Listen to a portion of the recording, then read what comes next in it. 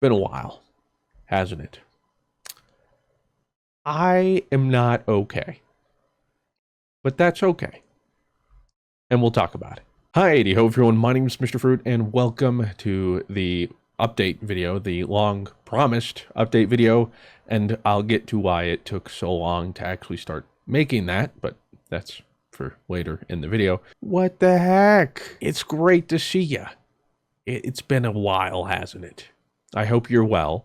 I am doing okay. We'll get to that. You know, I gotta say this video is not easy to make.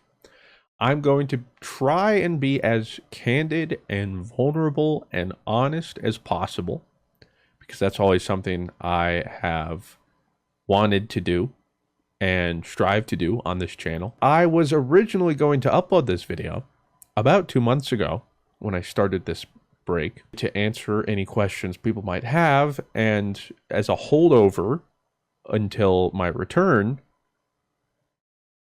but that didn't happen.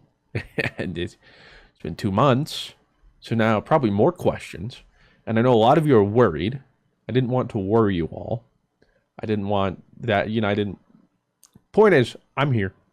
Let's get to talking. When I first tried to make this video, it didn't go very well. I just turned the camera on, started talking, didn't have an agenda or point, anything. I was just gonna speak from the heart and explain things, but due to the nature of the break I was taking and where I am, I needed to make sure that my thoughts were more cohesive and understandable, and that was not the case when I first tried. In fact, it was when I was making that video when I realized something is really wrong, because the gist of it is I'm not okay, and that's okay. It's okay to not be okay, but like, I was really not okay to the point where I could no longer make videos or do this. And well, this whole video is to explain pretty much all that, so we'll get to that. Fear not. Future Fruit here. I'm like halfway through the video, but I realized there's just gonna be some of you who don't want to listen to all this, because it's, from the looks of it, it's gonna be a bit of a long one. So as far as you're like, okay, you're struggling, we get it. Return if you are. What's that looking like? You have any news? And yes, first off, I ain't quitting. I ain't hear no bell. I'm gonna continue to do this for two things. I don't know why I did that in this. First is if I continue to enjoy this. The biggest thing. Am I still passionate about it? Am I still enjoying it? Spoilers. Yes, I am. And two, can I still support my family? On those two things are there. I don't see myself ever quitting. But if one of those things is no longer realistic, I'll also say I am scared. To be honest, I'm scared of what this break is going to do to my channel. I don't know. I've always been scared of taking like a day off, 2 days, over 2 months, maybe 3, is terrifying.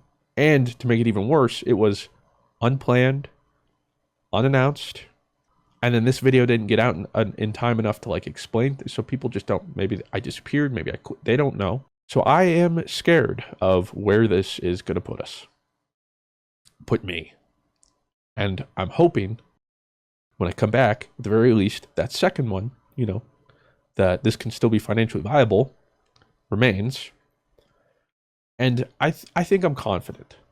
I will say, over the last 2 months, I feel better about it, and I'm very lucky, and that's what I'm very fortunate about and have been thinking about, is the core viewers.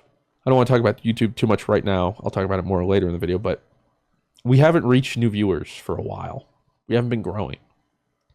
But I have been so fortunate and blessed to have a decent-sized core group that always shows up, always supports, always watches, regardless of the content, regardless of the game, whatever. And that means the world to me. And now more than ever, I'm very thankful for you guys. And that's what I'm going to focus on coming back. And I'll talk about my exact plan as I have now for coming back. But as far as a timeline, it's a soft timeline because I don't want to say something definitively and not be able to deliver on it. Because at this point, I don't know for sure. One thing I do know for sure, it will be before the end of the year. I'm itching to make some content. I want to make some content. So I literally don't think I could keep myself away until the end of the year. But soft timeline, 1 to 2 weeks, could be 3. So let's just say 2. Let's just say 2 weeks. If it's earlier, pleasant surprise. And, well, that's a much better timeline than I would have given the first time this video came out, but it's already been 2 months. So, soft timeline, if that's like the TLDR, all you wanted to know, I ain't going nowhere. I'm still going to make content. It's going to be even more Mr. Fruit than ever. What the fudge does that mean? I'll explain that later. We're going to be back. So if that's all you wanted to know, there you go. Now back to wherever I was before I inserted this. When I made this video, originally it was just going to sort of be a, hey, something's up with me. I'm feeling off. Just can't quite do normal stuff. Making videos is a little bit harder, so, you know, uploads might slow down a little bit. But I'm just going to take a little bit of time. That didn't happen. First video I tried to make, literally just trying to, like, utter the words that, like, hey, I'm not doing okay. Well, I'll be frank, I broke down and tried to recover, tried to start talking, and then I'm not kidding. I don't know if I still have the footage somewhere. I'm not going to play it because I'm not trying to, you know, play some sympathy card or drama card. I don't know. Like, you guys don't need to see that, but the point is, I didn't go very well. And then I literally, I think I went back and it was like 23 minutes where I just like sat here and like stared into space. Because the brain fog was like, I had so much to say, but I couldn't think of anything, and I don't know what I'd sit or where it was, and it was just blank. I was completely out of it. And then I just kind of look over, and I'd been recording for an hour, and I had nothing aside from me breaking down within the first few minutes, and then me just like staring off. So I'm like, okay. So this is real bad. We gotta reel it back, take a step back, and that's exactly what I did. So I'll get to all that in a second. I was originally waiting to make this video when I could get all my thoughts down and I wasn't so physically drained or emotionally charged about all of it. And the good news is, I would say I'm there. So about a month ago, I had said that this video would come out in a week after it had already been delayed. And that was my intention. But the funny thing is, even if I hadn't taken a break, there would have been little to no content in October because your boy spent pretty much all of October sick.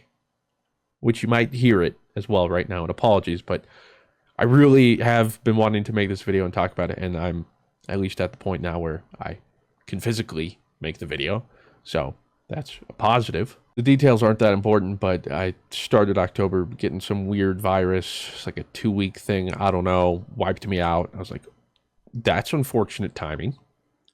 Came back, went to TwitchCon, just hang out with some friends, came back, ooh, COVID. And I've now had that for 2 weeks. The first week, brutal, dude. I think I spent the first 6 or 7 days sleeping like 18 hours a day. Just all day. And when I was awake, it was no fun. Absolutely miserable. Now I'm still recovering it, but it's like, it's a long trailing symptoms. Like I'm still essentially just have a cold now. And I walk up the stairs. Who would have thought I ran a marathon? Insane.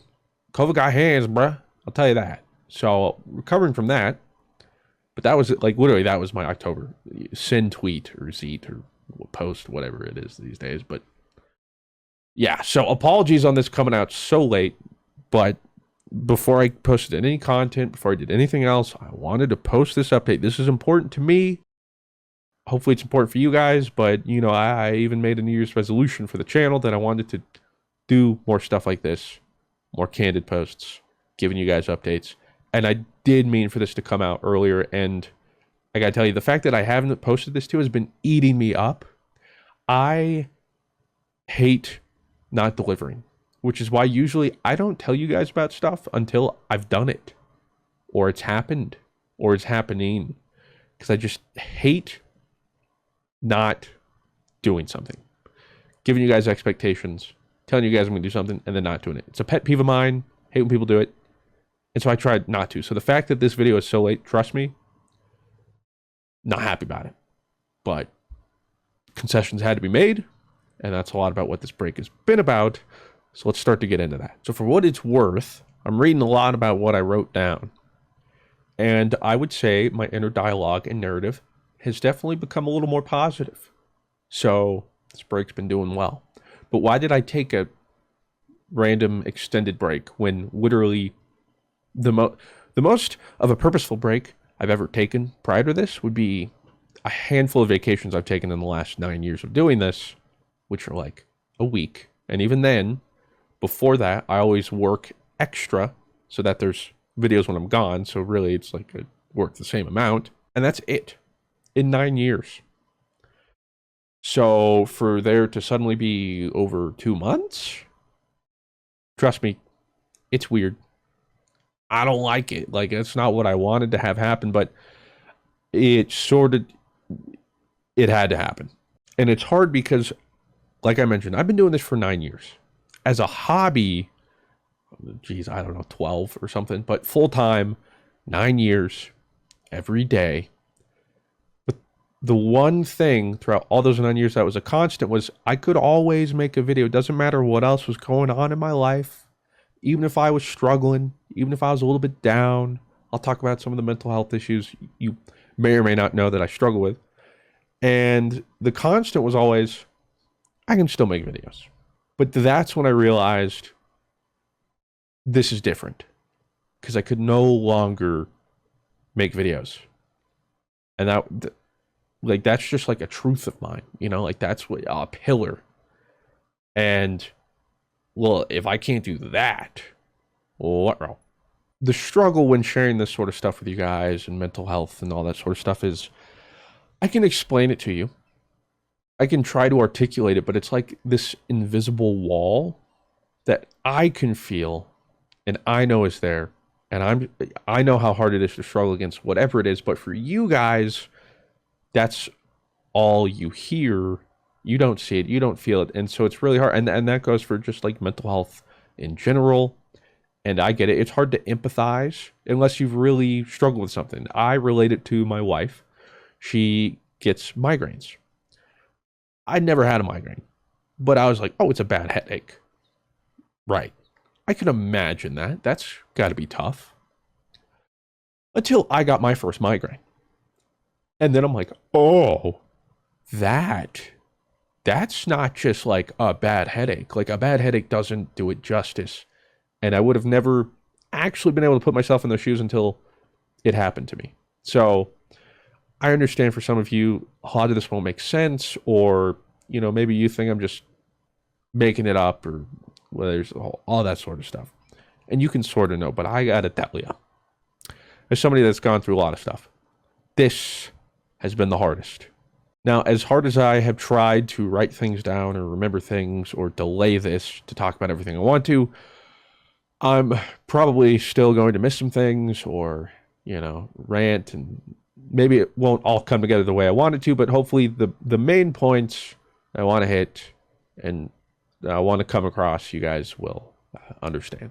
The good news with some of this is I can actually now give an update, because originally this was outlining everything that was initially happening, why it was happening, or at least why I thought it was, and why I'm taking the break. But now I can also sort of maybe give a little bit of an update, maybe towards the end or something though, or wherever it fits, as to where I am now, since it's been 2 months.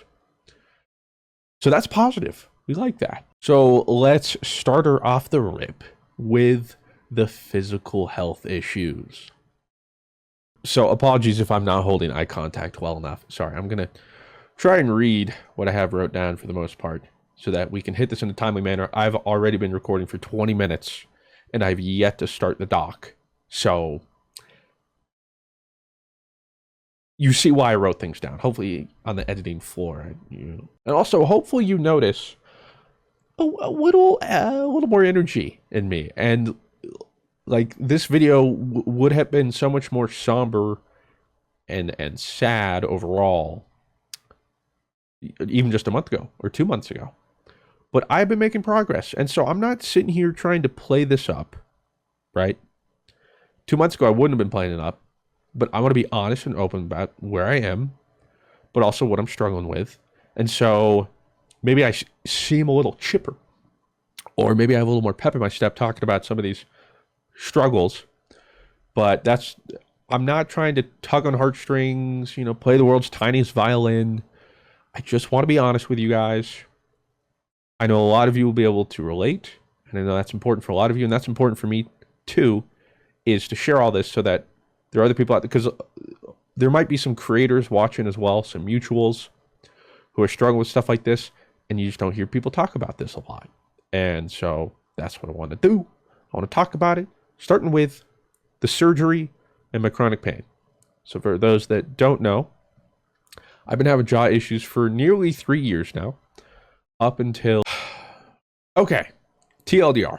I've been trying to explain this for 15 minutes. I don't know why I have jaw issues. Like, this isn't a super important part for me to spend this much time on it. I have jaw issues. I have another video about it before surgery that talks about it if you want to know more about it. But I had splint for a long time. That didn't work. Realized we have to go full invasive, 2 surgeries, braces, the whole thing.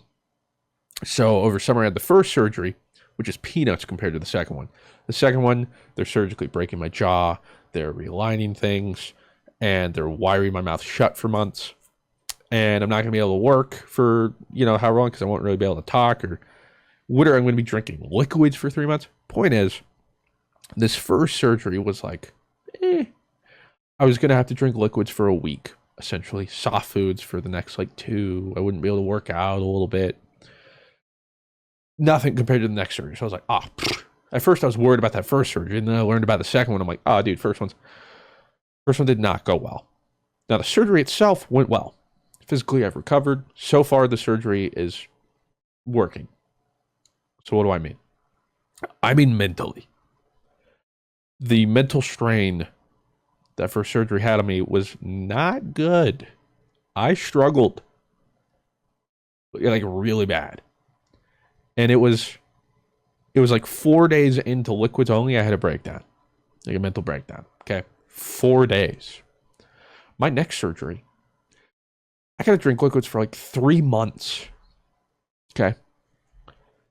So I'm a little worried about it. It was just something about, the physical pain wasn't even that bad. I could deal with it. The painkillers, whatever. But mentally, it's like, I don't know if this happens to everybody. When I get sick, I don't dislike getting sick because I'm sick, which sounds stupid. But it's not the physical inherent fact that I'm sick. It is the mental boom I experience when I'm sick. I'm at my lowest. Because couple that with my depression, and it feels like when I'm down there, my body, I just keep telling myself, this is it. Life will never get better.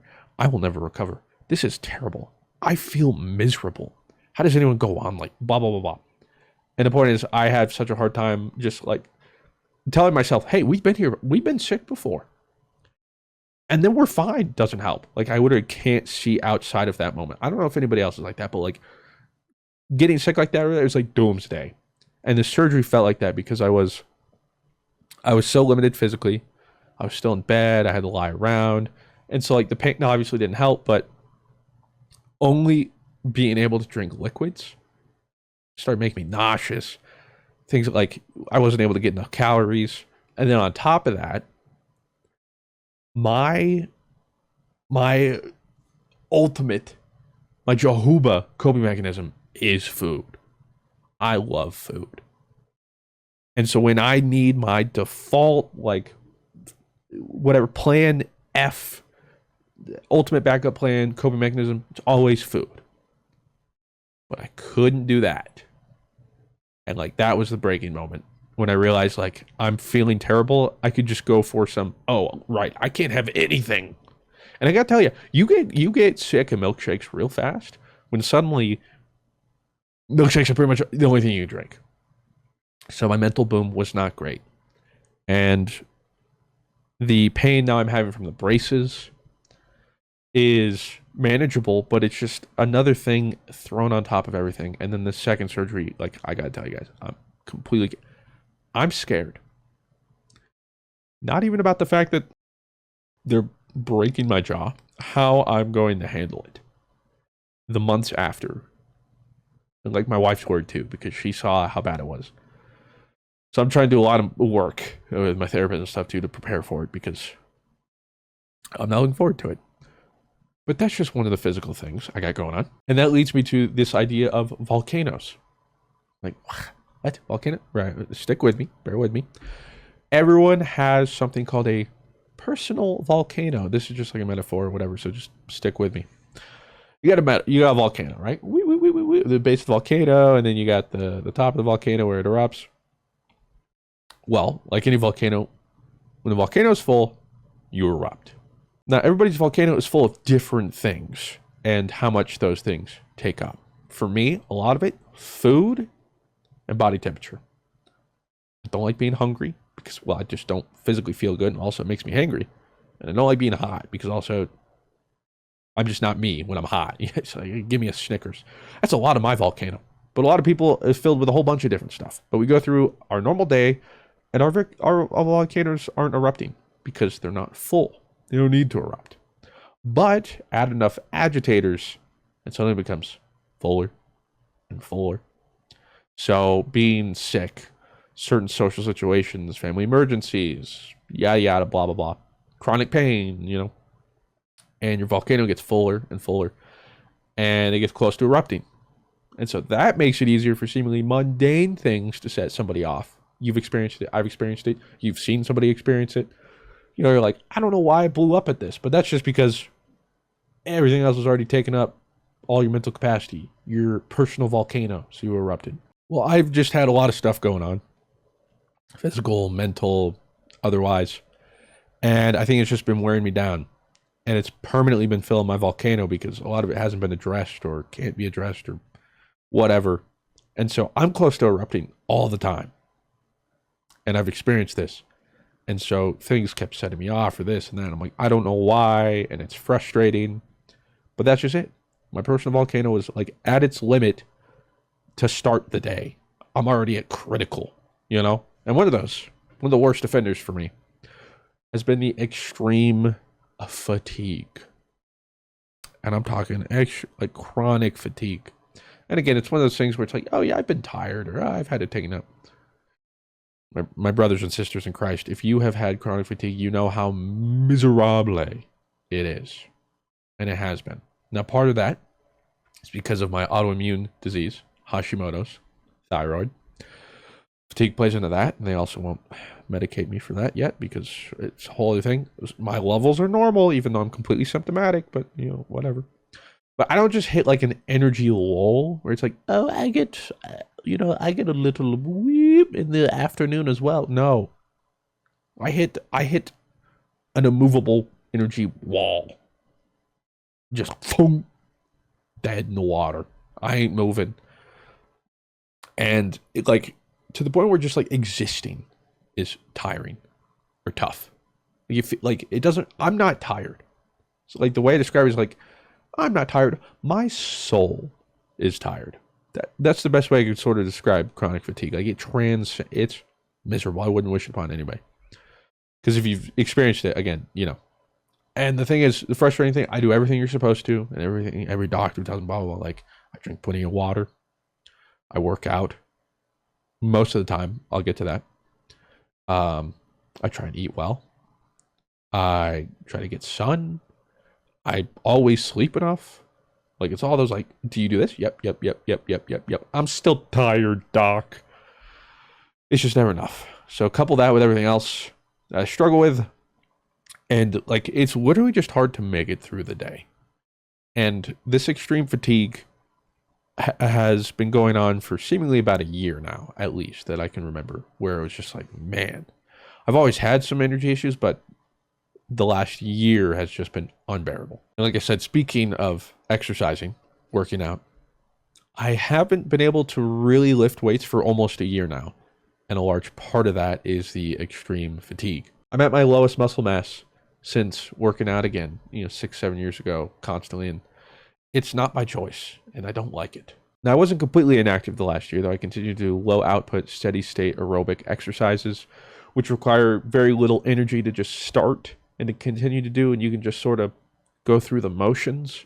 But again, not straining myself, nothing crazy. But still, that means I lost one of my biggest coping tools.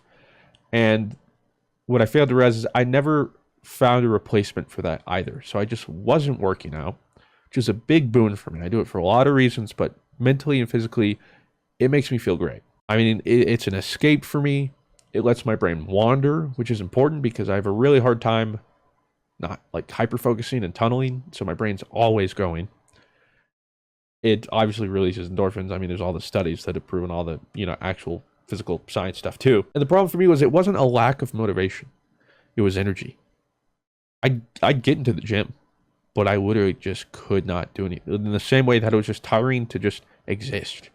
Thinking about picking up a dumbbell was exhausting. Which sounds weird, but literally I would think about it and be like, oh. Yeah, right. Now here comes part of the revelation.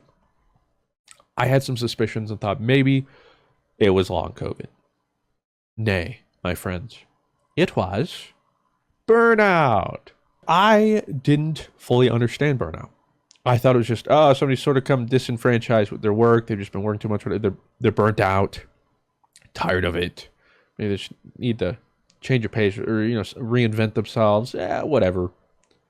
It's almost like back in the day, you heard of ADHD and it's just like, it's just, they just can't sit still and they're too much energy. In reality, yeah, that's a symptom of ADHD, but there's so much more to it. As a person with ADHD who has no energy, let me tell you, there's a lot more to it. I wish I had the energy problem, but that's different time. Burnout can do a lot more than just be like, I don't love my work anymore. And turns out there's stages to burnout, 5 stages. And according to the 2 books I've been reading and their quizzes, I'm at stage 5. It's not great, but it's the worst. And the biggest part for me, I think it's around like stage 4 or whatever, which is when you can typically realize you're there, is the physical effects burnout can have. And that blew my mind. I'm like, wait, what? Yeah. Burnout can have physical effects on your body. And guess what one of them is? Are. That's right, chronic fatigue, exhaustion. Me. And on top of that, it also plays into a lot of mental stuff like the whole, being disenfranchised, but uninterested in things, little to no pleasure of the gist of it is, when you read through it, it sounds a lot like depression. And I think that's also part of the problem. I have depression.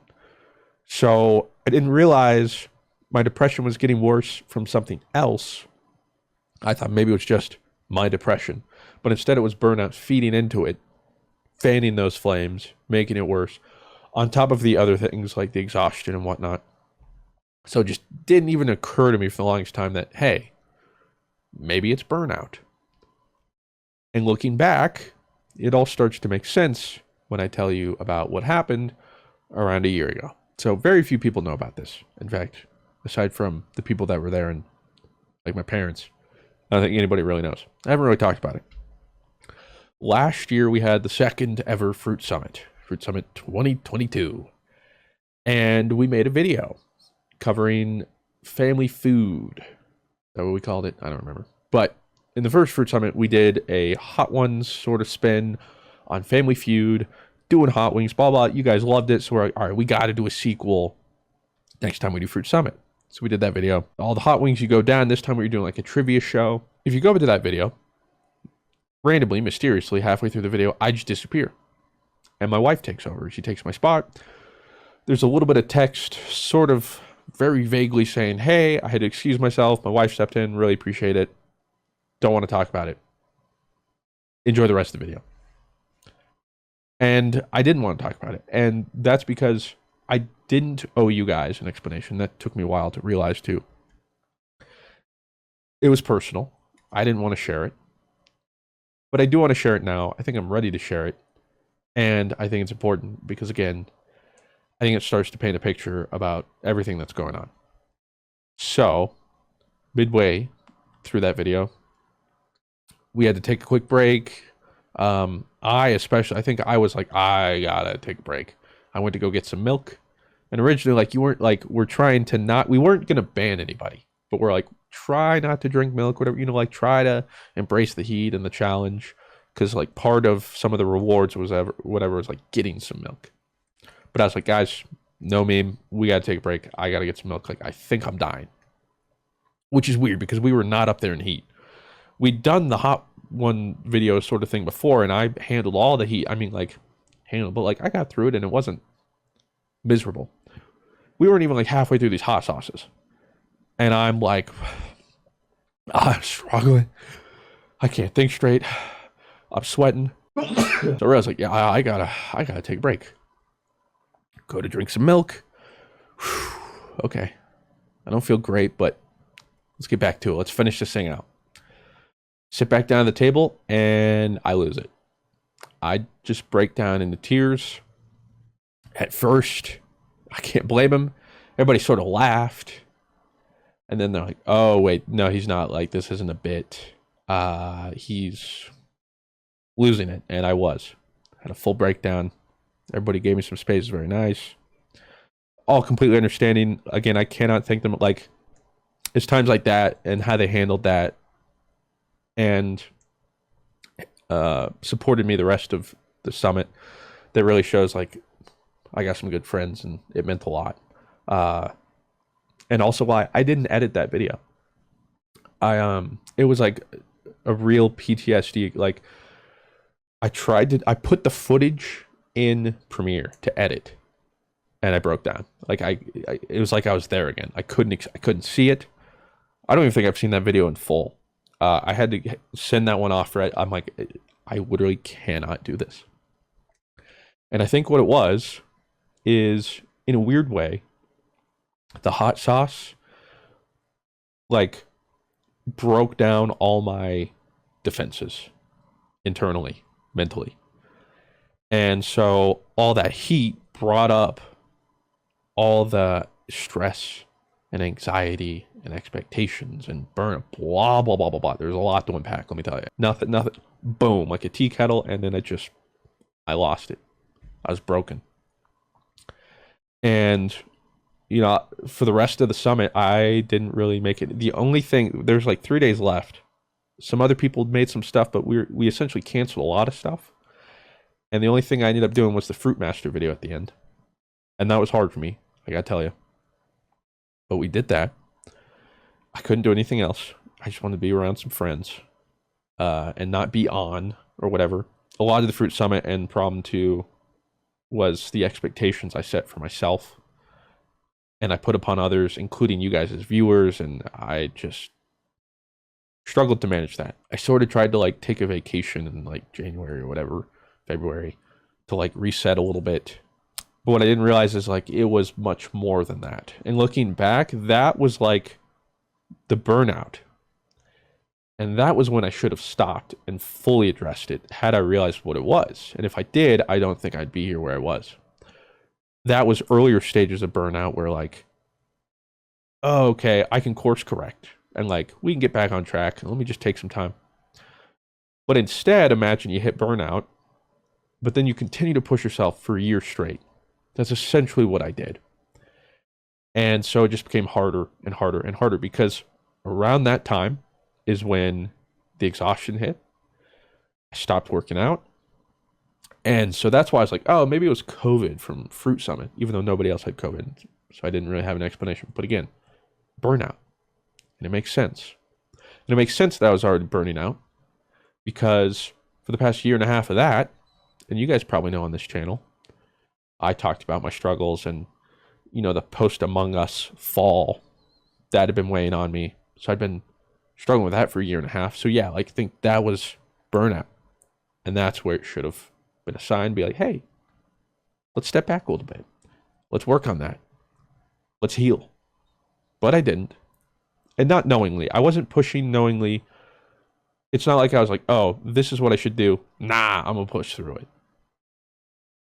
I just didn't realize. So I made it much, much worse. That's why I think it's burnout. And I think I can pin to like, that's where it started. And that's where I exacerbated it to the point where it is today. Because, you know, to my credit, just like I talked about, yeah, I was burnt out. And for a year straight, I continued to make content. And I continue to try to innovate. And I continue to try to make things and work harder. And that's the part of the problem too, is I continued to work for a year. And I worked even harder. I thought that was the issue. Was like, oh, I'm not putting enough into it. Or, oh, I really got to batten down the hatches and focus on things. And the YouTube side of things, all that, I'll get to in a little bit. The burnout and all that also leads then to my mental health. Also, this recording is an hour long so far. I don't know how much I'm going to edit or how much people are going to listen to. I mean, this video is for my fans, the core viewers, the most important people to me, which I want to talk about later. And also what I've realized over the break that is the most important to me. And I probably should have talked about this earlier in the video for the people that probably want to hear this. If I can remember, maybe I'll try and insert it at the beginning. Okay. Future or past fruit, who was future fruit, just edited back future fruit for the past at the beginning of it. Point is, I think I sort of described the timeline. Mental health. What a segue. So the brain, sorry, this is killing my voice, by the way. Brain fog, which is sort of part of some of the fatigue, has been rough going. Just like when I try to make this video, I just get lost. And everything, it's like just sort of hazy. Like it almost feels like there's a blanket of fog in front of you. But that's sort of what it feels like mentally. Like you're just sort of stumbling around. Now couple that with my ADHD. And I'm unable to hone in on focus or anything. And I'll always feel like I'm a little absent. Or on the other hand, the problem too is there's two things. I'm either nowhere or I am so tunneled and hyper-focused on something. And not in a good, like, nothing else exists. And that's not good either. So it's either two extremes. It's usually the whatever. Look, I haven't made a video in 2 months, all right? Now I'm just talking for over an hour. What do you want from me? Speaking of ADHD, throw that in with my depression and anxiety. I got diagnosed with ADHD for the first time last year, 2022. So I went undiagnosed for 28 years. And I got to tell you, that would have helped. Knowing that a lot of time. But it explains a lot of stuff too. And I remember all the jokes too of earlier videos. People are like, do you have ADHD? I'm like, haha, yeah, it's funny. Just because you think I'm like a little sporadic or whatever. Turns out, yeah, you guys were right. The one time, I should have let the internet diagnose me. Makes sense for what I've struggled with and what medication could have helped with. Because it turns out the meds I tried for ADHD did start to help. It was crazy. It was like a light switch. I think it was the first one they tried was Adderall or whatever. And it's literally just like someone went, turn the lights on. And everything made sense. I'm like, what the? People feel like this? This is normal, sort of. It was crazy. Like suddenly, everything was calmer in my head. I was a little more alert. I was able to just like switch tasks a little easier because I got to tell you, that is impossible for me. I cannot just flip, like, my wife comes in, bless her heart, you can ask her. It is tough to switch. And she's like, I need you to do this. And it's like, I'm having like a mental crisis. I'm like, but I'm doing, that, how long is that? But what if, and I can't, but then if, point is, yeah, meds really helped.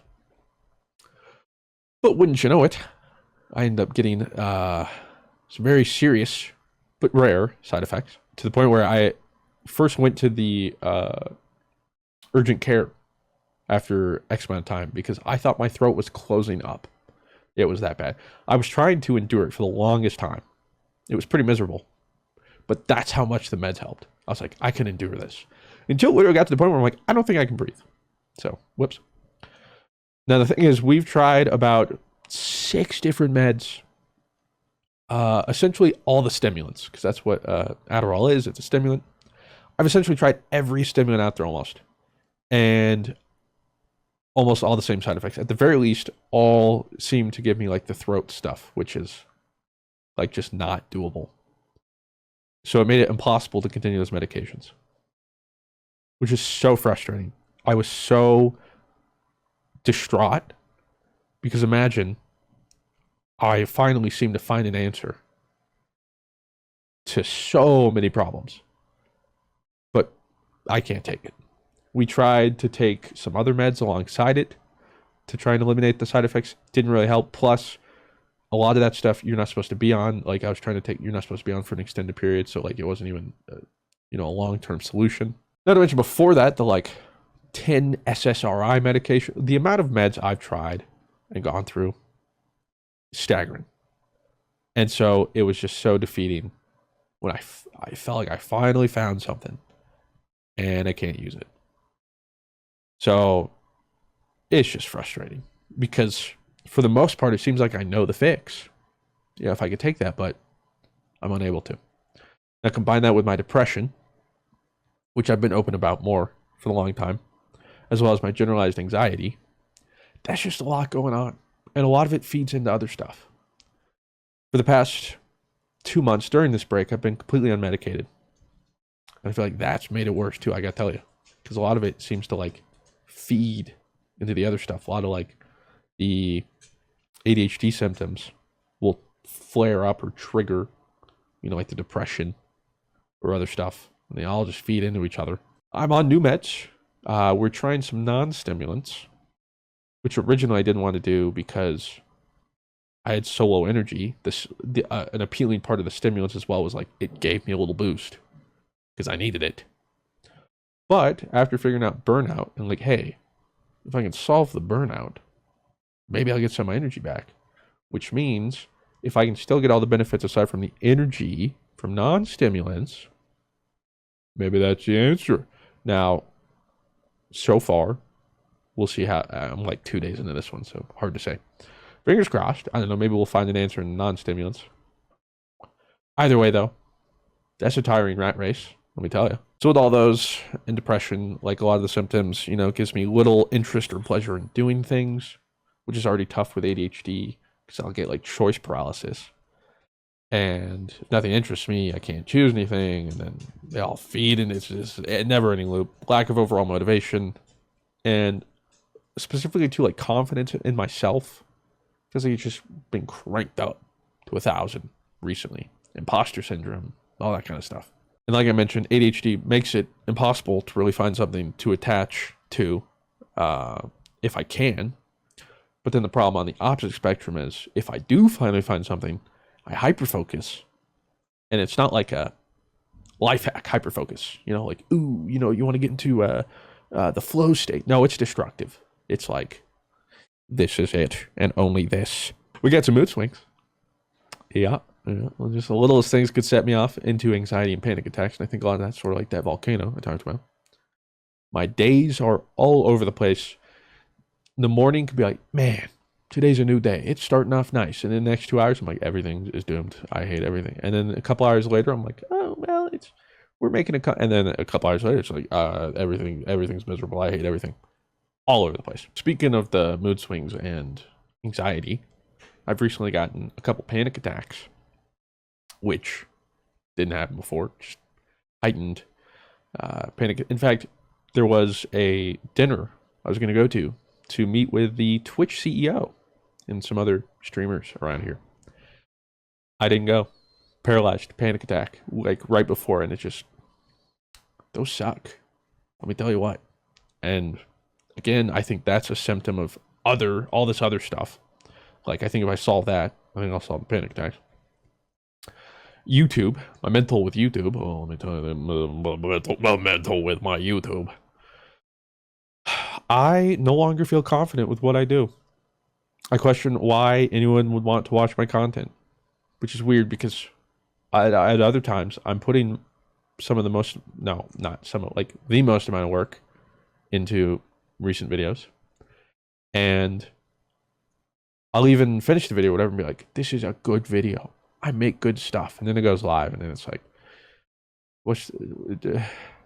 what am I doing? What is this? Part of the problem with YouTube and the burnout, large part of it, is what I'm going to talk about, which is the back end of YouTube. Part of it is YouTube. You have to give people a reason to click and watch. But the thing is, unless they know who I am, they're not clicking. Why would anyone want to watch me play this game, for instance, rather than somebody else? That's what I think. What's my value proposition? Sort of the whole master of none, jack of all trades, where sure, you could watch me play this, but instead you could watch somebody whose entire channel is focused on the game, or is a pro, or yada yada yada. I'll continue more on YouTube later, because it's gonna be a big part. Therapy. I've been working on all these things, like I've mentioned before, especially when I talked about BetterHelp and whatnot. I see a therapist every week. And a lot of therapy has been my relationship with YouTube and trying to find value in other things, or how I can find value in other things while not putting so much into the other parts of YouTube, the numbers, analytics, all that stuff. Now, despite all that work, I'm nowhere where I want to be. I've made some progress, but I still got a ways to go. And what had recently happened is, as soon as I think I make headway, it just all comes crumbling down. Sort of like those mood swings where it's like, oh yeah. Or just like that feeling about my content. Oh yeah, this is a good video. This is the worst video I've ever made. What's the point? Why would anyone want to watch this? My YouTube channel's dead. So finally, well, here's a little section about taking a break where I would have segued into taking a break. Well, I wasn't wrong. I said here, it's something I've never really done. Yeah, it wasn't. Because typically I worked 7 days a week, every day of the year. I think people didn't realize that too. Like, when I say that, genuinely, I mean, I was working every day. There were no holidays, no days off, and it wasn't healthy. And I was hesitant about taking this break, and I still am taking this break, because of the upcoming surgery that's going to put me out of commission for X amount of months anyway. But, well, c'est la vie. So originally, when I'll be back, I wasn't going to have a timeline either, because it was impossible to know. But I was going to use working out as a measurement, which I still want to do, but I'll explain why that's a bit of an issue. Now, when I'm able to complete a weightlifting and cardio program I want in a week without feeling extra tired or whatever, that's when I know I'm ready. When I have a program in a week, I nail the program, and I feel like I can still exist afterwards. I feel like that's like the measurement of me being able to recharge my batteries fully. Because all the other attempts I've ever done have been brief periods that might have helped somewhat, but I never allow myself to get back to 100, or really even close to 100, which is also why, I'll have you know, while on this break, I've been here, aside from like TwitchCon, I haven't traveled anywhere, and that was on purpose. It wasn't like, oh, well, while you have this time, why don't you go see the world? Why don't you go travel? Or like, why don't you do this or that? I specifically decided to not do any of that. Because typically when I relax, that's what I do, is I go elsewhere. But then I come back here and I'm right into the rat race. Working from home and all that sort of stuff, it muddies it. Playing video games as my job, when that used to be a coping mechanism, muddies things. So instead, what I want to do is this time, take all this time, work on myself, learn to maybe relax a little bit, unwind in my normal environment, so that hopefully I can learn and see what that looks like, and then use that as a tool when I get back to work, so that I don't just get right back into the swing of things and fall back into all the old habits and ways of thinking, blah, blah, blah. So that's why I've been home for the past 2 months, and will continue to be. I would have liked to have traveled, had I had like a heads up. But I think also it's better that I didn't plan anything. So that's what it. But the reason working out isn't a great measurement right now is because, there was like 5 days in October where I wasn't sick, felt good enough. I got 5 workouts in a row. Now, granted, they were very basic. I'm talking like 25 minutes weightlifting, which for me, lightweight. But it was just make a plan, execute all of it that day, even if it's just a little bit, and do that consistently. And then I was going to keep working up over the weeks until I got to that point. And then I just got sick and sick and sick. And now, like, the other thing too is I'm sort of recovered, but my body and my lungs and all that stuff, like the COVID stuff, did not just get solved. And I don't know when I'm going to get that back. So it could be a couple days I'm ready to work out. It could be a couple of weeks. I don't know. So that's no longer the exact measurement of knowing when I'm ready. I have a whole bunch of other stuff, and I'm now in a mental space where I think in a couple of weeks, like I mentioned, I think I can come back. Because I'm also not just going to stop working on all this stuff when I come back. I'm going to have a schedule. Again, I'll talk about that later towards the end.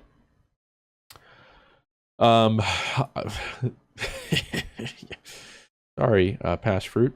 Had a little section here about sponsored videos where I did have a couple campaigns I was contractually obligated to fulfill, but had to cancel all those, which, spoilers, hurts my relationship with all the brands. There are some repercussions, not to mention I could have used those sponsored money, but it was so serious that I was like, no, not doing it. I have to stop. I have to cold turkey, because this is so funny reading this. The next one, I talk about the Nuzlocke, which I've been doing over on More Mr. Fruit, if you haven't, with Rob. Super fun. Currently been doing that, and I said right here I intend to finish that. No.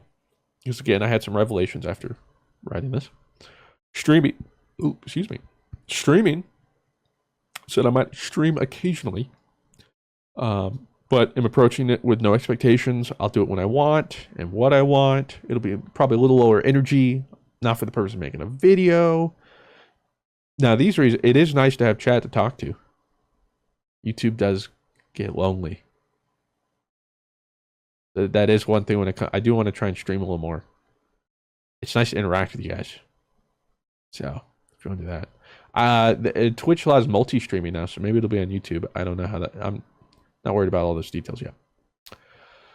But, also, after I wrote all this, I realized the things in my mind saying, hey, we can still just finish the Nuzlocke. Hey, we can finish out the sponsor videos. Hey, we can still stream a little bit.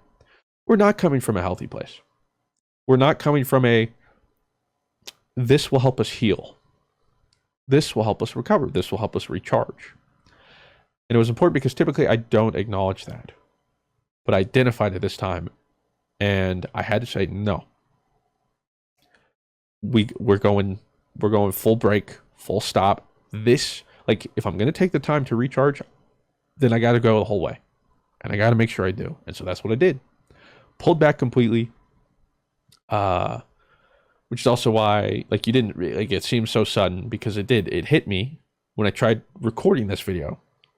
Like, okay, it's worse than I thought. This is what I have to do, which is why I had mentioned at Fruit Summit after that incident, had I known what I needed to do, I would have done it, even if it was a break. But I didn't. So that's why there's been nothing, because that's literally what I needed. And I can tell you, it is what I needed. And it has been helping. Obviously, it's not great for the brand or the videos or the content and all that stuff, but that's why I sort of explained, had I not done that, I don't know how long Mr. Fruit, myself, could have continued as just that, a content creator. Because I was running myself ragged, thin, and into the ground. And I was making it to the point where, like, I was struggling to make a video. It was like life or death to try and finish that out. And that's not sustainable. And if I'd continued to do that, just like I had worked through my burnout, I think I would have literally burnt myself out completely, which I did not want to do. So I know it's weird, but like this break and doing absolutely nothing is better long term, so that I can continue to do this. And hopefully there are still some of you here to watch. But yeah, so that was me taking a break. I guess I'll talk about how the break's been going then before I segue into the YouTube stuff.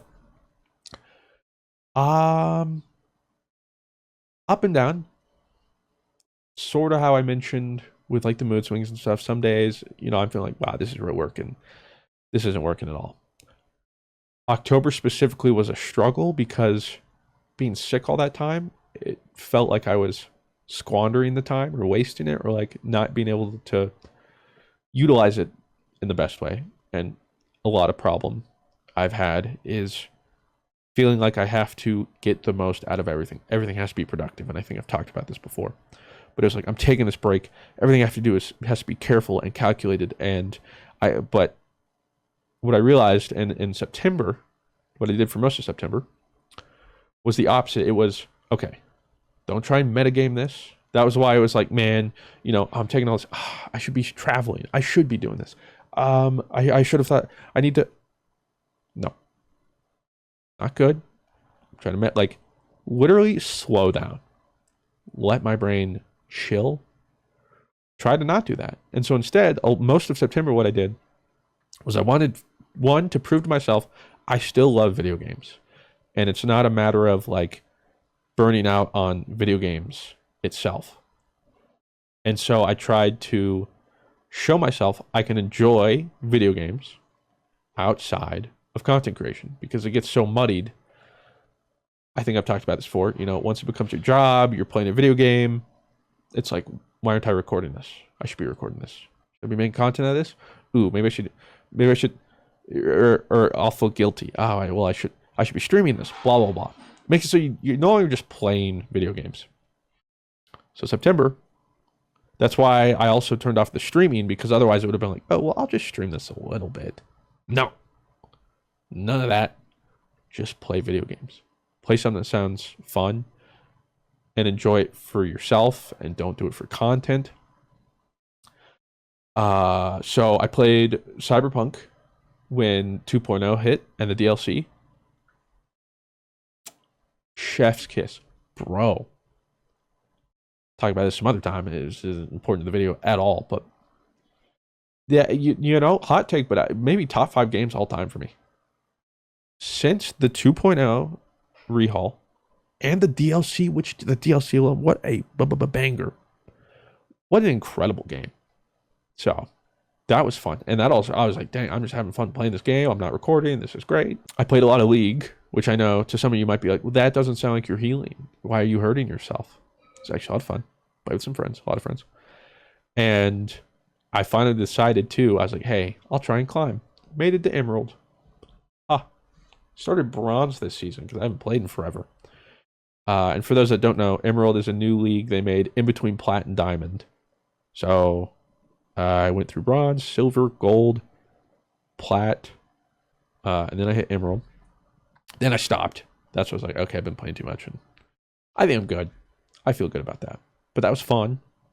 Something to focus on, and it wasn't the promise of content. So September was like, no agenda. Do what I want. Like, if I want to play a game, don't feel guilty. Just play the game. Because part of it was like, well, if I'm playing the game, then I'm not doing that, or I'm not healing, or I'm not working. But part of the healing was just doing nothing. September was great. October, I'm trying to work on feeling like it wasn't squandered because being sick all the time and stuff. But I'll just say, as of the time I'm recording this video, I'm feeling good. Not great. Right now, I feel good. Like right now, I feel like I could fire up a stream, and wouldn't be the end of things, and it wouldn't drain me. But also, I don't think I'm 100% yet. So, I'm trying not to do that. I want to get this out. I want you guys to hear what I have to say. But again, maybe I'm like 70% right now. That's nice, and that's why I was at like negative. I was redlining my tank, so to speak. But I need to come back when I'm 100. So even though I feel like I can get back right now, again, it's stopping to be like, okay, but where's that coming from? Is that coming from a place of I am completely rejuvenated, or it's been 2 months and I haven't posted a video, and I think my channel's gonna die. It's a little bit of that. Not my battery's 100%. So, waiting a little bit longer. We're gonna come back. I'll talk about my schedule now because when I get into the YouTube side of things, I might forget. Currently, my idea when I come back and what I've been thinking about and focusing on is how to just fall back into love with YouTube in a way that's sustainable. And again, I'll touch on some of this, but the broad strokes. What I've been doing isn't sustainable, which is why I was burned out. I'm going to come back, and the focus is on the community. You guys, the core viewers, the people who have lasted, I don't know, is it an hour yet? Who knows? The recording's an hour and a half, so God.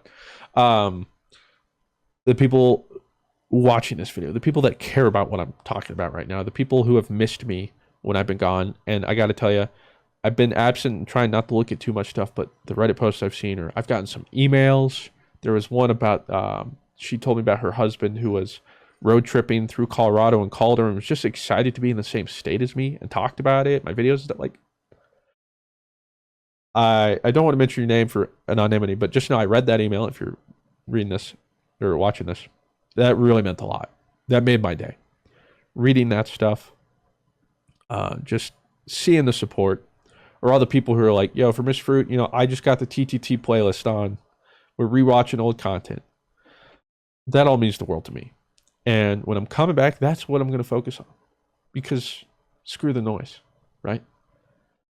I have been trying to like finesse and be everything, make content for new people, make content for core viewers, make content for yada, yada, yada. But I'm all over the place and it's not what I want to do. It's not me. So what I'm going to do is I'm just genuine Mr. Fruit. I'm going to make stuff I want to make stuff I'm proud of, make stuff I think you guys are going to enjoy. And then if the rest comes, sweet. But if I can do that, and that's enough to pay the bills and whatnot, then that's good enough for me, because that's where it started. I'm going back to the basics. Doing what I want, enjoy what I'm doing, and not stressing about all the other stuff, which I'll get into here shortly.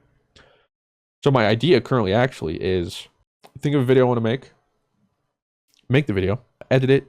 If I'm happy with it, boom, render, make the thumbnail, think of the title. Then I'm just going to give it to like my wife. And then she's going to upload it.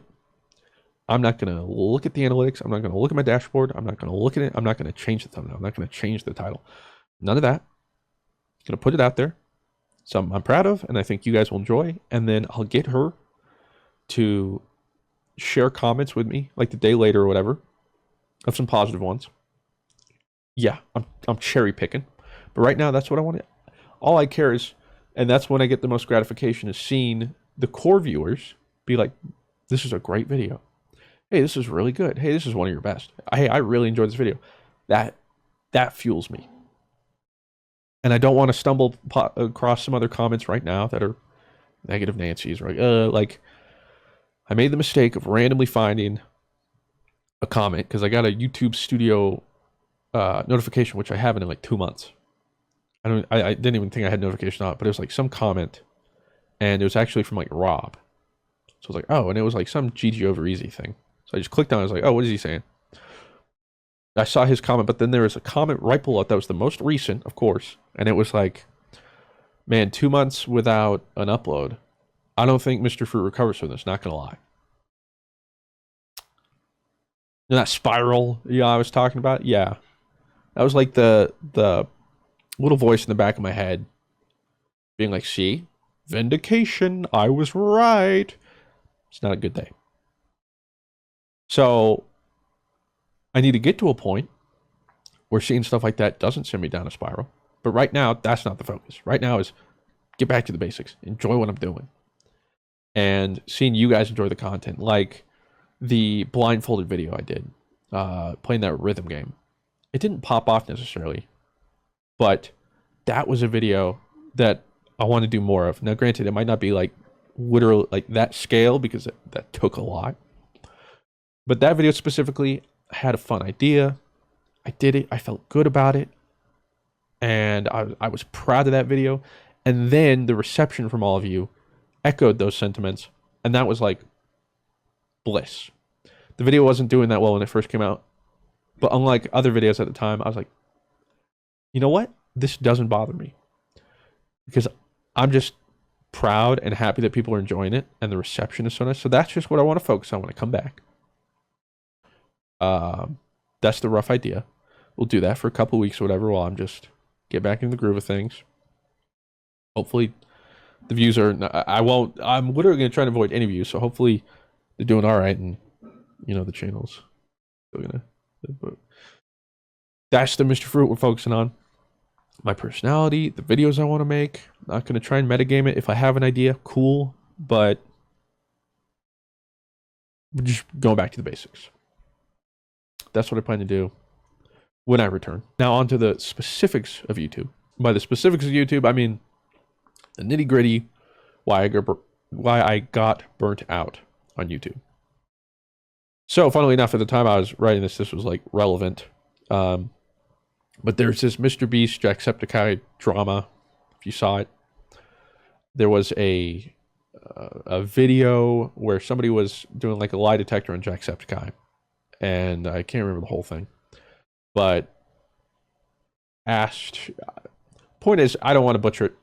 The gist of it though was like Jacksepticeye was sort of saying like he thinks Mr. Beast ruined YouTube or something along those lines. I don't want to be sensationalist, but the idea was Mr. Beast has changed the platform in a negative way. In the YouTube era I come from, and Jack for that matter, we started around the same time. It was personality rather than spectacle.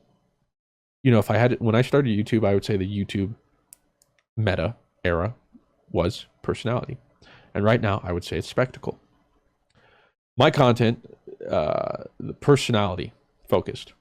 And it's what came easily to me because it worked. And it's the meta, right, at the time. And so things fell into place. And I am where I am today. But it no longer is the meta, and it no longer just works. And I've had issues adapting, which reminds me of this story I heard from somebody who talked about their dad who kept their Blockbuster member card, and it was like framed on their wall or whatever at their office. And they moved, and one of the few things they kept from their office, and they moved to the next office, was this Blockbuster member card. And they asked their dad, like, why do you keep this Blockbuster member card? And he said because he uses it as a reminder. The reminder is adapt or die. Famously, Blockbuster. With the whole Netflix stuff. You can go back and look at it, but the whole thing is they could have adapted, maybe like Netflix, and they could have still been it. But Blockbuster went from the pinnacle to literally it's no longer a thing. It's no longer a business. You have to adapt or die. So that's what I've tried to do with YouTube. Stay relevant. Change with the times. Maybe it's not what it was before or exactly what I want it to be, but at the end of the day, you know, part of it, this is my job. And so adapt or die. Which leads me to the, you've probably heard the term Mr. Beastification of YouTube. You might have seen them. My Twitter's filled with them and I hate it. I can't get rid of them. YouTube strategists. Probably seen them, heard of them. Those weren't a thing a couple of years ago. Like literally that wasn't a job. At least not like they are today. And especially go back more than a couple of years and it wasn't. And the other thing too is I've had some consultations with some YouTube strategists. I've tried. The thing is I did my best. And I did my best by you guys, or tried to do everything in my power to be what it seemed YouTube wanted me to be. There's so many threads or tweets and posts about how to scale your channels or your brand to even operate individually of you, which is always weird because I am the brand. But I think the problem is there's so much more focus on numbers. And it's all you see people discuss or glorify, you know, tout. And it's just tiring. I think it's part of that is because that's the easy thing to show, right? That's a quantifiable physical thing you can show. Hey, look at this number. Look at how much this made. Look at how much growth, blah, blah, blah. But you can't be like, hey, this is how good I feel about the video. Or you don't really see people, showing comments from people saying like, hey, I enjoyed this so much, or hey, this blah, blah, blah. At least that's all I see. And it's tiring, and it puts these expectations in you. It's because the intangibles are meaningful, but like I said, they're so much harder to quantify and extract the same kind of satisfaction. It's viewer retention this, viewer retention that, retention hack this, or meta hack that. Looking at my analytics, the percentages, everything, I've done that more in the past 2 years than I have in the previous 7. The 7 before that, for 9 total math. And it's because that's what all the focus, and like everybody says, you have all the information right in front of you, and the only thing stopping you is you just not looking at it or understanding it. So it's like, look at all your data and info and analytics, and I hate that. Everybody seemingly has teams these days too, which makes it impossible to keep up with some of the stuff they're doing or some of the content they're making. I mean, it's even happened in the Destiny 2 niche with Astacross. The dude has like 8 editors or something, and production or thumbnails and all that stuff. Like he has a whole team, and there's nothing against that. I don't have a problem with Astacross. More power to him. But it's just like less focus on that personality. The problem is I can't see what's beyond what's in front of me. I suffer with object permanence to the nth degree. Let me tell you, if it is not right in front of me, who? What? Just ask my wife. Just come in here. Hey, can you come to my office when you're done with that in 5 minutes? Sure. An hour later. Hey, are you done with that? Or just forgot that was a thing.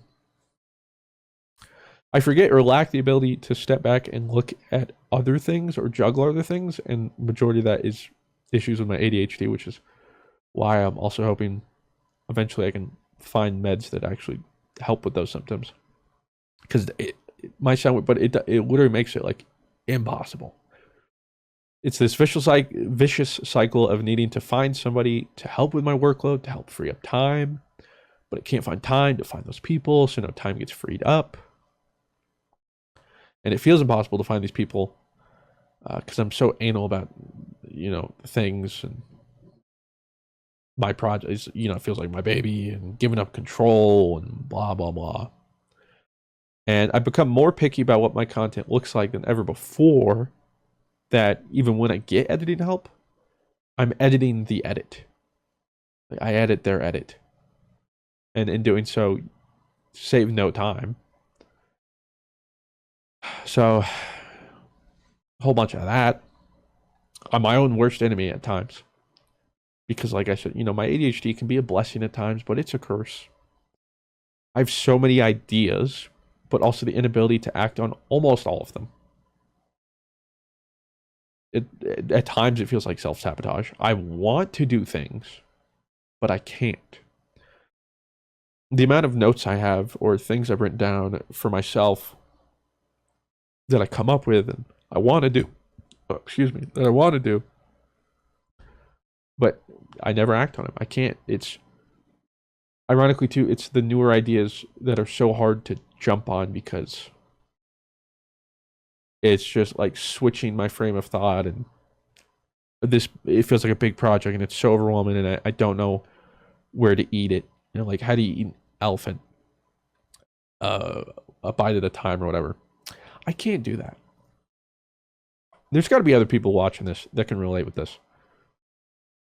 I don't see doing something as just simply doing something, right? I, as weird as it sounds, will struggle to take a shower because I don't think, I need to take a shower. I'll go take a shower. I walk through it all. So like I'm at my desk. Okay, well then I'm visualizing myself. Okay, so I need to go to the bedroom. I need to start the water. Before I start the water, should probably, trim my beard. And then when I'm trimming my beard, I'm gonna have to take off all my clothes, which sounds weird, but like I literally walk through. I see myself taking off all my clothes, putting them in the hamper, going to the shower, getting in the shower, starting with shampoo and then conditioner, and then and then doing the whole body, and then wait, and then all the time, and then I get out, and I'm gonna have to dry, and then I'm gonna have to go here, and then I'm gonna have to do my hair, and then we have to clean my glasses, and then I'm gonna have to do this, and I'll brush my teeth, and then we do that, and then I'm done. And then that's 30 minutes, whatever. That's what I see. And when I say like I walk through it all, like it's literally like a Doctor Strange. Like I walk through the scenario, the entire. So I see every single thing, and it's exhausting because instead of just, oh well, I'm just gonna go take a shower. Suddenly it's all those things which might not sound exhausting, and maybe the shower is a bad example, but like I see every step of everything. It's not just, oh, I'm gonna go take the puppies out of the potty. I need to stop what I'm doing. I need to, save my project. I'm gonna have to get up. I'm gonna have to walk downstairs. I'm gonna have to get the puppies. Maybe, Olive has a torn knee ligament, so I'm gonna have to pick up Olive. Then we have to carry Olive down. Then we have to take him outside, and then like, so when I want to do something, especially something new, suddenly it's like paralyzing, because one, I have a hard time doing something if I can't visualize it, which sounds weird, because a lot of stuff I haven't done, but I have to try and envision myself doing it anyway and walk through the scenario beforehand. So like a big project that I haven't done before, a lot of unknowns, and then I'm trying to think, and then suddenly starts piling up, and it's like, oh, I have to do this, and then I have to do that, and oh, I have no idea how long that would take, but I don't even know how to do that. And so, point is, anybody else relate to that? I know that was a bit of a tangent, but I really struggle with that. I think it's technically being on the spectrum a bit, but that's why it's a spectrum. We're all on it a little bit. You know what I'm saying? I'm also not capable of putting my focus and attention on something for an extended period of time. I've completely lost sight of things like merch, actually, which is funny because during this break, I've been able to work and finally follow up. We'll have merch for the first time in like 2-something years around Black Friday. If you want to look out for that, I think you guys will like some of the stuff. It's been fun. I've been trying not to work too much though, so I've also been pretty hands off. But like merch, like it's just something that isn't right in front of me, that isn't an immediate deadline. Like that's also what I've struggled with. Something ambiguous, something broad. Just merch. Okay, well, if you're talking with my contact, and then we need to start figuring out the theme, and then we need to start working on designs, and we have to start working on production, and we have to think timeline, like something that's like months. That's really hard for me, which is why I like YouTube and doing the videos I do. I always have ideas for these longer term, bigger scope projects for even videos, but I usually don't do those because that's hard for me. Even something that takes the span of a couple days. I like making videos the way I do because it's like it's all contained within a day, right? You start and end by the day you have a product, it's out there, on to the next one. That's why I've always operated the way I do. But this puts me at a disadvantage compared to everybody else. I talked about it before. Sort of the master of, like, jack of all trades, master of nothing. Because especially in the YouTube meta these days where videos need stakes. It's the best way I could describe it. I was talking to Dado about that, I think, recently.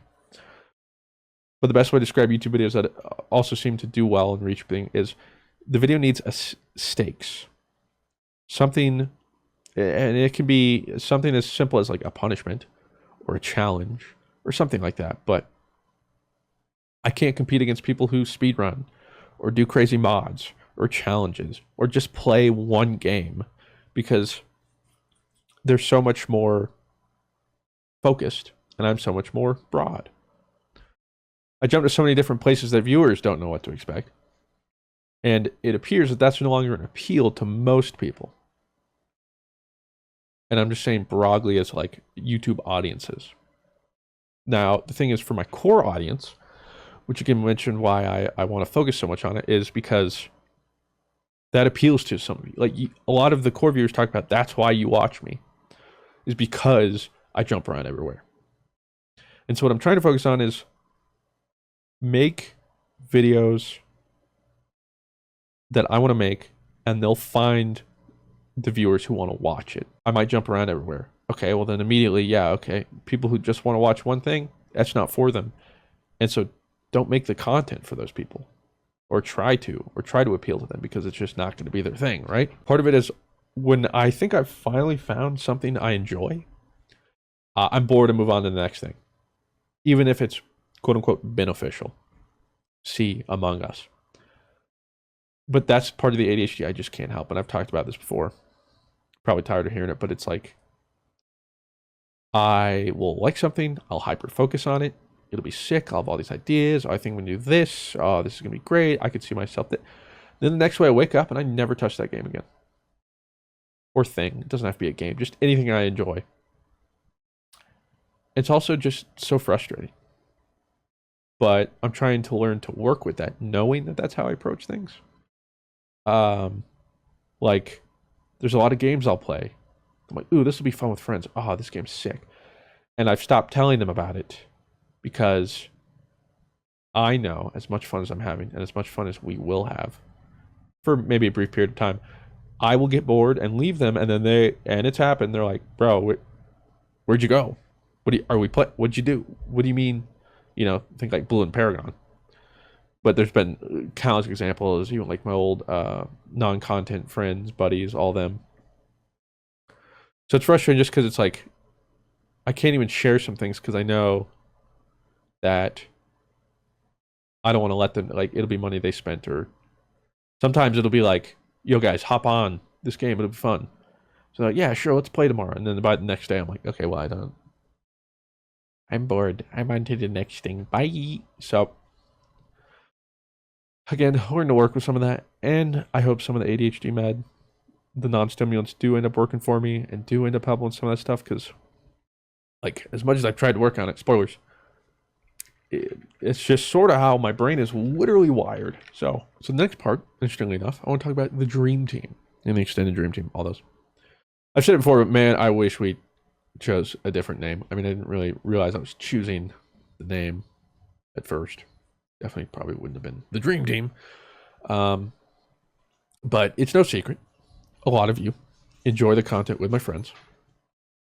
As we eventually became the extended dream team, as we've gain new people, new friends, play with all of them.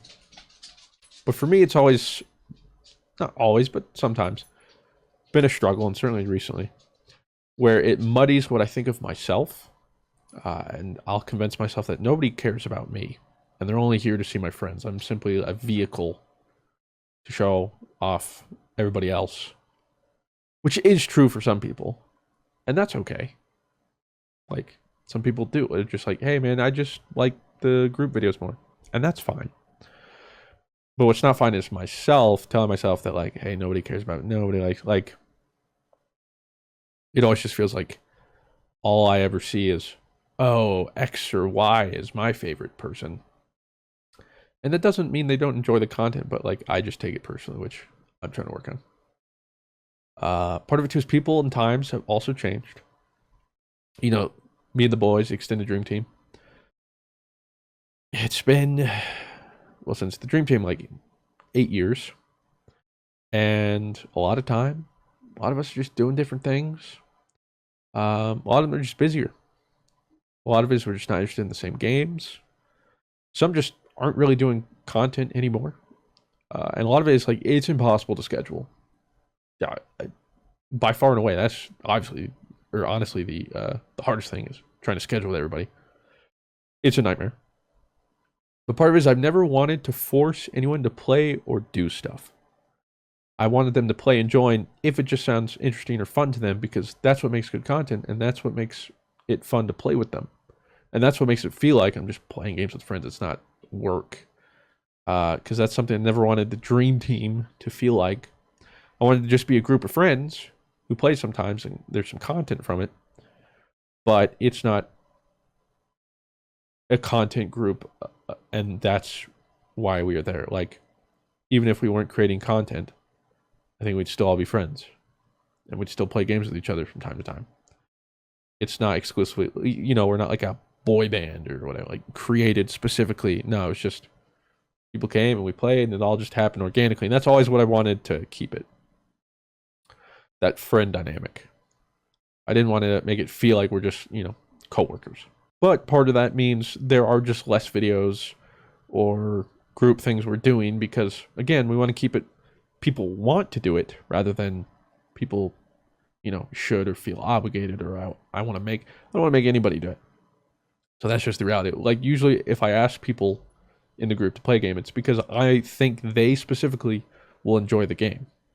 And that's what makes for the most fun playing, recording, all that sort of stuff. I also stifle myself too, though, because of crippling social anxiety, which leads me to collaborating here on YouTube. The idea of reaching out and talking with and trying to gel with new people is exhausting and terrifying.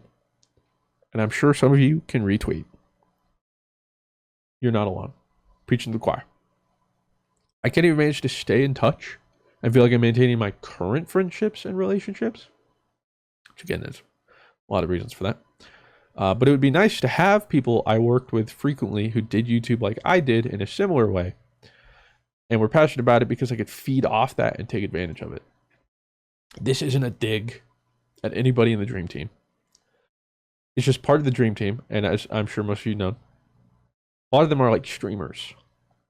And there's just a different way you approach content. They also just don't know the YouTube space quite as much. You can't bounce, the meta sort of stuff, which is always why I enjoy like talking with Dado whenever we see each other. It's nice to have a mutual to talk to about stuff like that. But I think that might help. But if any mutuals are watching this and the collab sounds interesting, feel free to reach out. I'm going to try to have some more energy and mental capacity to be able to try to manage those things. It's still a terrifying thought, though. And the idea of collabing with one person is daunting. Trying to join a group of people I don't know, like, that's my nightmare. It is. One-on-one, I have the best chance. But throw me in with multiple people I don't know. Bro, miss me with that. It's important to remind you and myself, though, that this is my passion. And then this break has proven it. But after hearing some of these things, or telling people these things, I often hear that, well, if I'm unhappy or whatever, I should just stop making YouTube videos. If I don't enjoy it anymore, why keep going? Well, that's just it.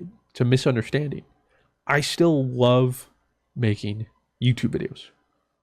I can't see myself doing anything else. Eventually in my life, I will. I mean, probably not going to be 80 making YouTube videos. But right now, I literally don't know what else I would do. I'm still passionate and fired up, but it's become nearly impossible to act on those feelings. And that makes it feel even worse. It sort of feels like the gym this past year.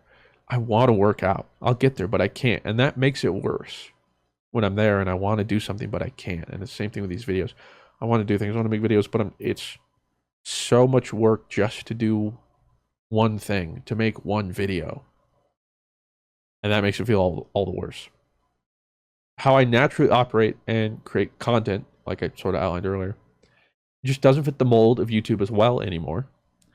And I've been trying to figure out what that new thing should look like. But when I talked about earlier, figuring out what I want to do to make it sustainable, that's what I want to talk about, and why everything I talked about with YouTube before is relevant. Because it's not sustainable. It's this approach I've been taking to metagaming and trying to optimize every last thing about the videos, down to, constantly changing the titles and coming up with a whole bunch of different ones and like focus grouping them and thumbnails and the science of those, and even, changing out thumbnails every X amount of time if it seems like a video isn't performing. Checking out the information after video goes live. What's the watch time? What's the average retention? How many people are still watching it? 10 seconds, 30 seconds, 1 minute. What's the fall off at the end? How can I keep them here? Blah, blah, blah, blah. Like, it's never ending. The ideas for videos, and when I'm making them too, specifically trying to think about how this plays into that, blah, blah, blah, rather than just like, this would make the best video. This seems to be what is the meta or optimized or what sorry, new viewer oh god, I'm dying, sorry, what new people want or what YouTube would push or seems to like. When I'm spending all my time and energy on that, that's exhausting because that's not what I enjoy. The analytics, business side, all that sort of stuff, data, it's not why I started. It's not what I liked. My life was just better when I ignored all those because I like making videos. I like that creative process, not all the other stuff. But when that changed, and then I'm stressing and worried and doing that for every video, and I'm uploading at least like once a day, and I'm spending all that on every video every single day, it's exhausting and it's not sustainable. And that's why I burnt out, because I was focusing on the wrong things that don't come as naturally to me. And the problem too, I talked about at the beginning of the year, I believe as well, is I put too much value in things I can't control. I could make the best video on YouTube. That's hard to quantify, but for the sake of this example, the best video on YouTube, I can't guarantee it's going to get 100 million views. I can't guarantee it'll get 100,000. So relying on all these external factors that I can't control. I can't control what other people do. That is unsustainable. I had a where to go from here segment, and it starts with, honestly, I'm not sure. But good news. And I talked about it before. I think I do know where I'm going to go from here. Focus on the community. Focus on what I want to do, what I enjoy. Focus on what I think you guys will enjoy instead of potential viewers. We haven't gotten new viewers on the channel in a while. I keep bleeding subscribers. It is what it is. But the problem is, I kept trying to find those new people. But here's the thing. My 13 to 18-year-old demographic or something is like 5% or something like that. Which, if you don't know, that's really low. And it just means I'm getting no new young viewers. And you want to know why? I just don't think I'm as relatable. But the thing is, that's okay. Because do I want to make content that's relatable for those people? I don't know those people. That's not who I am. Majority of my audience is actually, I think, 25 to 35. 28 to 35, something like that. Which is, funnily enough, my age. And that demographic has aged with me. Part of that are the viewers who have stuck around. Appreciate you all. But I think also, like, when people say I've changed, yeah, we all change. I've grown up. So the content I make, the things I talk about, you know, it all trends with where I am. So it makes sense. So why should I try and make content for, you know, Jimmy on his iPad, 13 years old, the attention span of 2 seconds? I'm going to go for honesty, for genuine. I think that's what I'm going to be looking for. Authenticity is the word, I guess, I'm looking for. So I think that's where I'm going. The brutal truth is that what I'm doing isn't working. And it's true. You know, for the past 2.5 years of trying all this, hasn't really worked. Haven't seen any substantial growth or anything like that. I tried the Mr. Fruit Plays channel to separate variety. That never took off. And that's okay. That's where I'm getting at. That's fine. Maybe I'll never have my time in the spotlight again, or growth, or whatever. But that's okay. And that's what I'm working on, is being okay with that. Because as long as I enjoy what I'm doing and I'm making stuff I'm proud of, that is what matters. Maybe that in turn has a cascade effect, and then people see that and we grow. If that happens, cool. If it doesn't, that's also okay. Fun fact though, if you wanted to know, let's talk about Destiny. Actually, that reminds me too, let's talk about Destiny. Turns out the final shape, I believe, is getting delayed from like February or whatever to June, most likely. Which is literally worst case. Because that, I think around June is when my next surgery is planned. And it's a 3-month recovery. Which means, after 10 years, just about, yeah, I will not be able to cover the End of the Darkness saga in Destiny, if that's how it lines up. Hopefully it doesn't. Hopefully, I have like at least like a month or something before surgery. But there's no pushing the surgery. I need this to happen, so I may miss that, which will suck. But whatever, there's nothing I can do about it. That is quite simply life. It's unfortunate, but yeah, just a warning. Whenever I actually have a surgery date and stuff, I'll update you guys. But we don't know yet. But in the last 6 months, I've uploaded somewhere around like 3 Destiny 2 videos or something. Or, well, I guess in this case, 8 months. And YouTube, in your analytics, can show you your viewers, who else they watch on YouTube, like their most watched channels, specifically the top 15. Would you believe me when I tell you all 15 are Destiny? Because they are. Literally, the top 15 channels of my viewers are all Destiny content. And I upload like no Destiny content anymore. Which isn't to say I won't, but it's just like I'm variety. And I think that's been obvious for, I don't know, 7, 8 years now. Who knows? It just feels like YouTube's placed me in this box, and even other people in other metas, niches, they've all seen. Because, like, YouTube's like, hey, this is what you're good at or what your people like, and so keep doing this.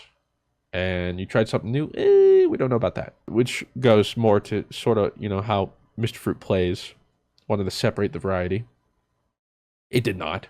I think part of that is also, though, just because variety as a whole is not the meta with YouTube anymore.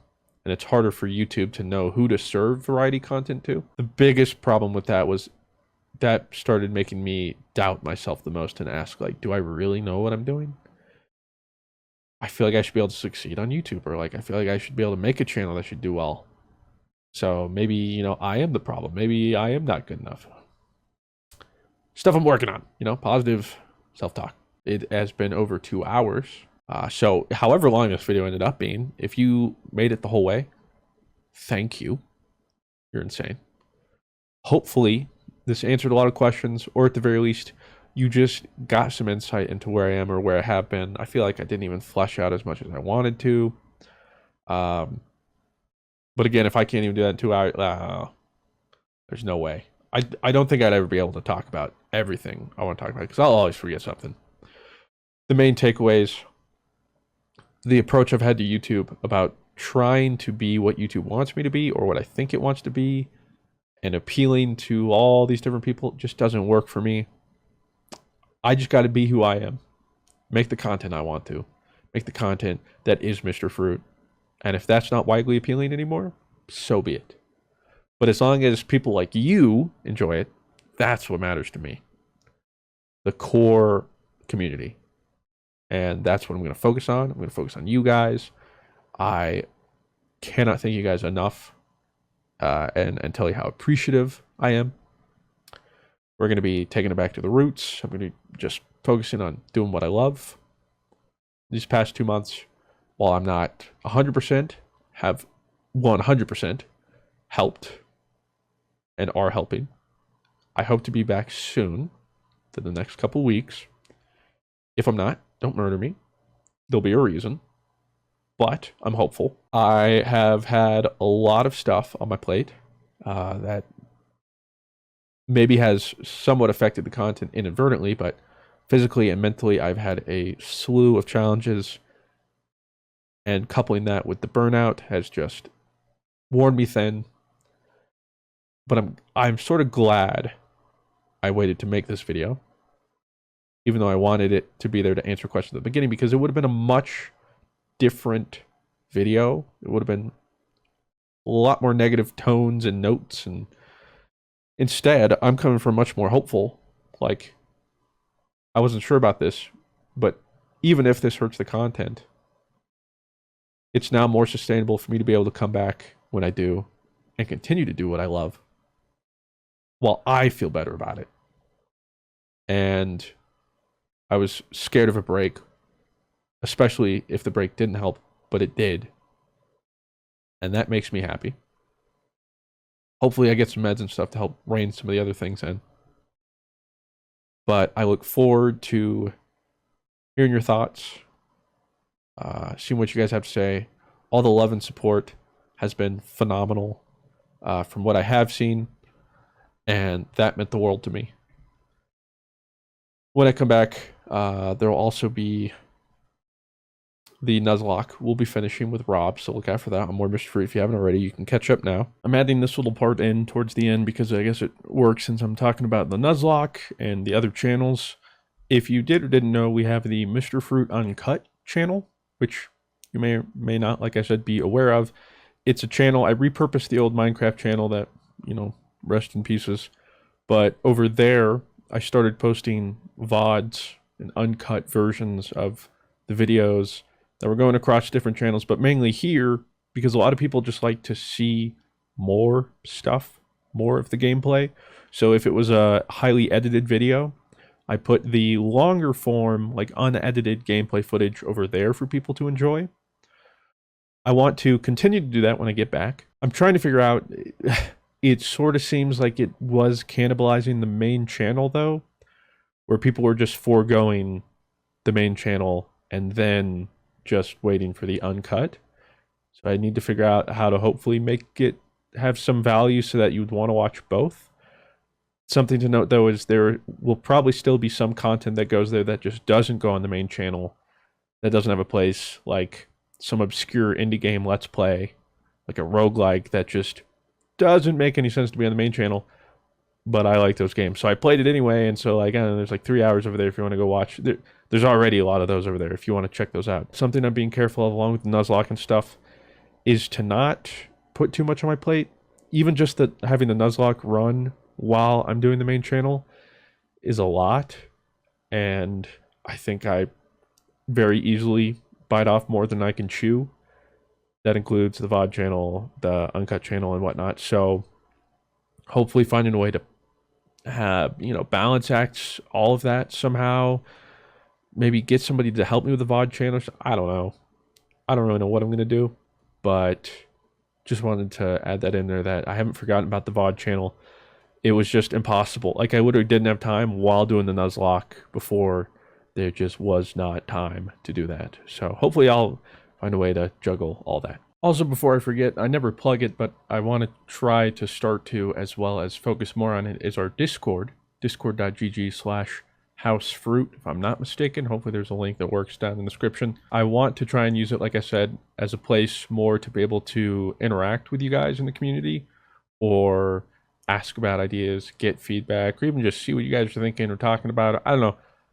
Just a cool space when it's being used and people find value in there. So I don't know, maybe I'll try and find some people to help me work on like retooling and rehauling the Discord as a whole, but that would be a cool place to start to see some more people be there. And sometimes, I ask for thumbnail advice or video ideas or whatever over there. Whenever we need some people to play some games, if we need things to fill or whatever, that all happens over there. So yeah, check that out. Link in the description. As well as trying to stream a little bit more so that I can also interact with you guys some more. I didn't mention it, but I'm going to try to have like a schedule as well, where there are just like 2 days a week that I do not work at all, which is like, so kind of like my brain's like, what? Is that even possible? But I need to start reeling it back because I don't want to slip back into things, back into old habits, working too much, losing focus. I need to set parameters. And if that means, one less video a week or something, whatever it means, so be it. But hopefully you guys can understand that all this is so that I can continue to do this and we would get more. So like, even if it's like, oh, well, we get one less video a week. Yeah, but that's, like 5 more videos than we would have gotten because I wouldn't have been able to make content anymore, so on and so forth. And it all hopefully comes from a better place. And it means I'm in a better place, which means better content. And I feel like that's the most important thing of all. So the break, I've had its ups and downs, but I'm happy to report right now I'm doing well. I'm doing better. Today's a good day. Tomorrow might not be, but we're taking them a day at a time. I'm trying to be more present, trying to work on myself outside of all the content too, because that's also where I have to address and answer these things. That then ironically, help the content itself. So yeah, thanks for listening. I will see you guys soon. I've missed you guys. This was good. Sort of like cathartic for me. Again, I don't know how much you got out of this. There's going to be very few of you that make you through this whole thing, because it's going to be a long one. A lot of ranting. Well, let me know if this interested you, or there's some things you'd like me to talk about even more. I could talk, like, the YouTube stuff alone, I tried to keep short. Because I don't want to focus too much on that, but I wanted to let you know why it was affecting me so much. But I could talk about that to death. So anywho, appreciate you guys. Thanks for supporting me through this unplanned break. And hopefully a good bit of you will still be here when I return fully. I'm excited. I'm excited to get back to making some content. I'm excited to get back to our roots. And just to make some good stuff that you guys enjoy. So, with that said, I want to thank you all very much for watching. Have yourselves a fantastic day, and I'll talk to you in the next one. Farewell.